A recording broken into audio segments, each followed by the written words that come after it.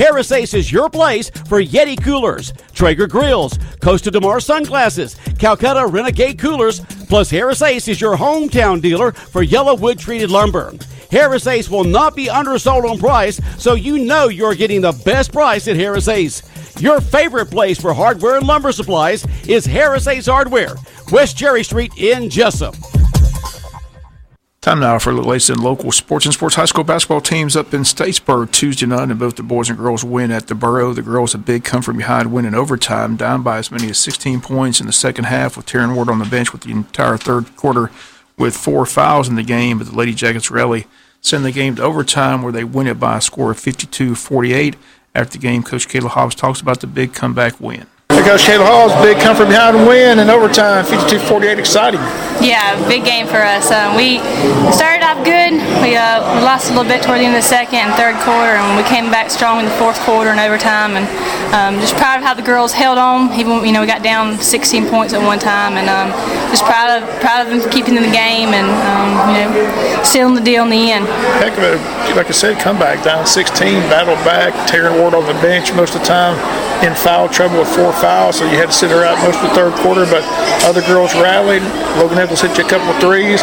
Down the stretch, Moni Jefferson's ice water in her veins, hitting every free throw that you needed. Yeah. So that was big. That's how you win ball games. Yeah, they all played huge. Taryn got in foul trouble in that third quarter, and she sat. We got down 16, but I'm really proud of the other girls for stepping up, keeping us in the ball game. And then Taryn came back fourth quarter, and she played probably the best she's played all season as far as taking over the game for us. We've kind of been waiting for her to do that, against the good teams, and she did that tonight. I'm just overall effort, great job out of Logan, Eccles, and Zy Guyton defensively. They have 2 girls, Lacey, she's averaging 19 points a game. They have another girl averaging 16. They held them down. Lacey hit some big threes at the end of the half that put them up ahead of us.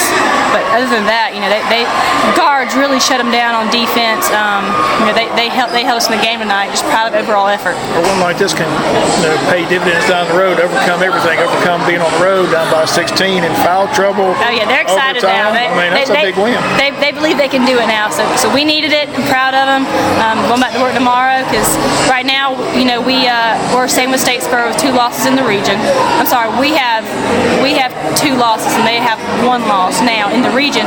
And if they get upset by Ware County at Ware County, which it's hard to win over there, it'll be a tie. But overall, if we do have to play it over here, the girls at least know they can beat Statesboro in their own gym. And so just big night overall for everybody. Congrats on the big win. Thank you. Again, those comments, Coach Kayla Hobb. The girls are home for senior night this Friday, taking on South Effingham. The girls are now 17-3 on the campaign, 4-2 in region play, still with a chance to win their regular region seed. The girls' number 1 seed is where the region tournament will be hosted this year. So right now, Statesboro holds that number 1 seed, but again, it could change in the next couple weeks. Again, South Effingham, the opponent here Friday night at home. Then the teams are on the road Saturday at Appleton County. Varsity boys win a close game in Statesboro, the final 54-53. Anthony Grant with 2 huge 3-point shots down the stretch to win the game. Ended up with 19 for the ball game, 14 rebounds, 5 block shots. Game-winning 3 came with just 6 seconds left on the clock.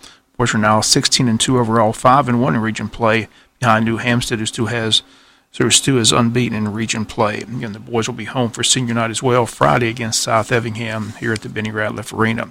Recreation basketball continues. Here's a look at Tuesday's scoreboard. In 8 and under, it was the Warriors 14, the Bulls 5. In 10 and under, it was the Bulls 16, the Warriors 14, and the Celtics 33, the Lakers 20. The Wayne County baseball teams practicing, preparing for the 2019 season, which opens up with a home scrimmage on Tuesday, February 5th against Vidalia. The first pitch at 6 p.m. at Howard Bellwarn Field. WIFO will be broadcasting the scrimmage and then the 30 games on the schedule this year, both home and away. We checked in this week with head coach Justin McDonald to find out what fans can expect this season. Here, Coach Justin McDonald, in baseball season right around the corner, getting excited. Got a 30-game schedule, scrimmage on February the 5th with Vidalia, but people asking, what the team's going to look like, Coach. Who's all coming back? I know we lost some good pitching, so what do we got coming back?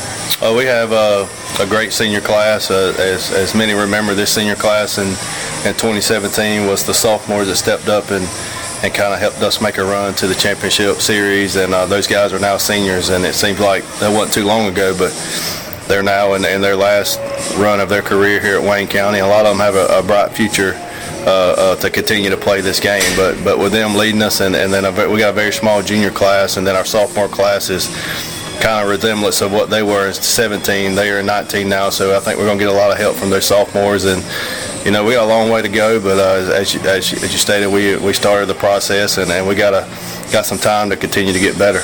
Well, you've been out practicing for quite some time. Of course, it all starts with pitching, so that's the question: who will we see on the mound?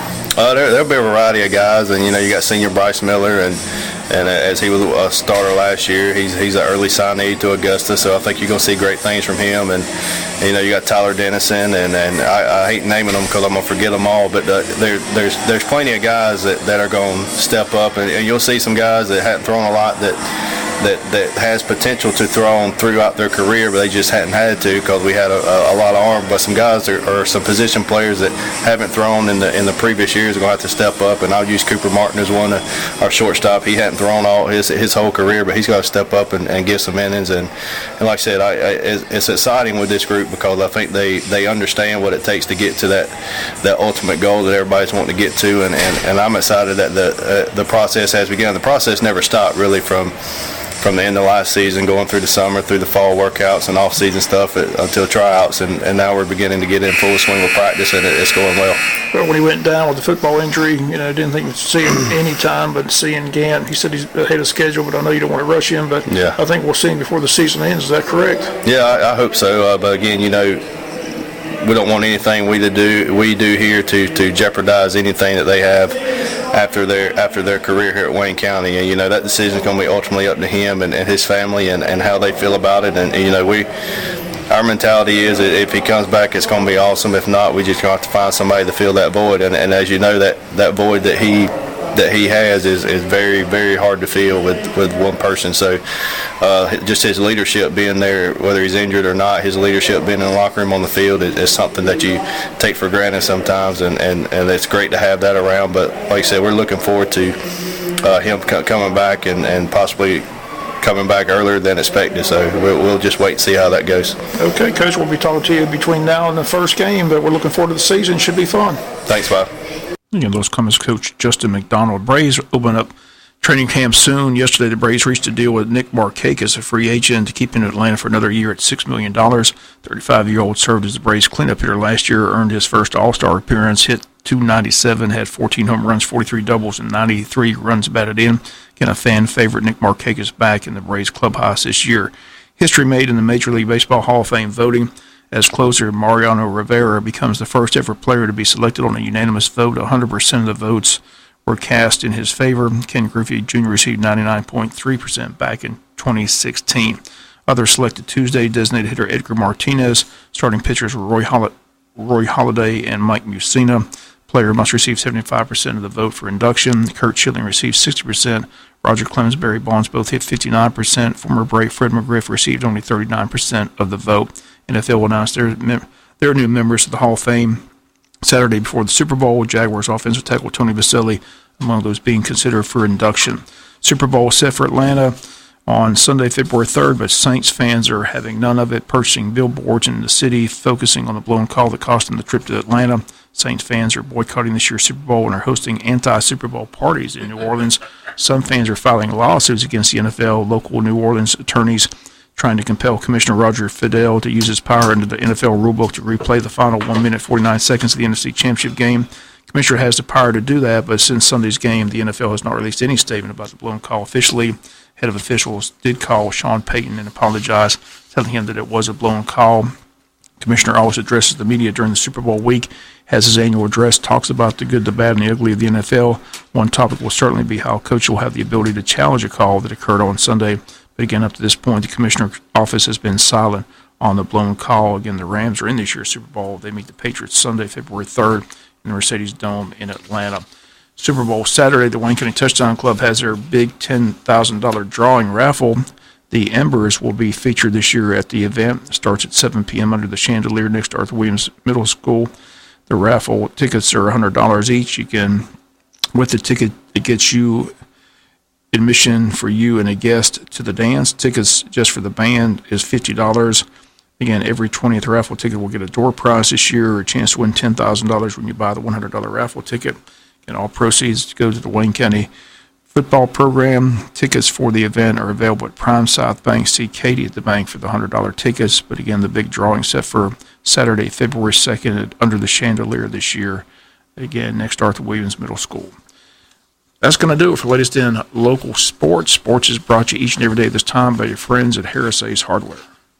Seasons change. Quality of service doesn't. For 75 years, First Franklin Financial has been serving the financial needs of your friends and neighbors. You can always depend on the caring staff to be there when you need them. Drop by and see your friendly Franklin folks at 1074 North Macon Street, or give them a call at 427-4237, or apply online at 1ffc.com. All loans are subject to our liberal credit policy and limitations, if any. First Franklin Financial Corporation, NMLSR number 141654. Georgia Residential Mortgage License number 5656. When further treatment is no longer an option, hospice can provide services to manage symptoms and difficulties caused by illness. Emotional, psychosocial, and spiritual care, as well as support to the families and caregivers, are all part of hospice care. Hospice of South Georgia has been a part of the health community in Wayne and surrounding counties since 1998. The professional yet compassionate attention provided by our staff is unsurpassed. Widely supported by donations from the local population, Hospice of South Georgia is the local nonprofit hospice in Wayne County. Our administrative office is located at 1625 Sunset Boulevard, and Hospice of South Georgia accepts anyone who meets hospice criteria, regardless of their ability to pay. Please call 912-588-0080 to speak with someone about hospice care. That was 912-588-0080. We are your hometown hospice, and we are here to serve you.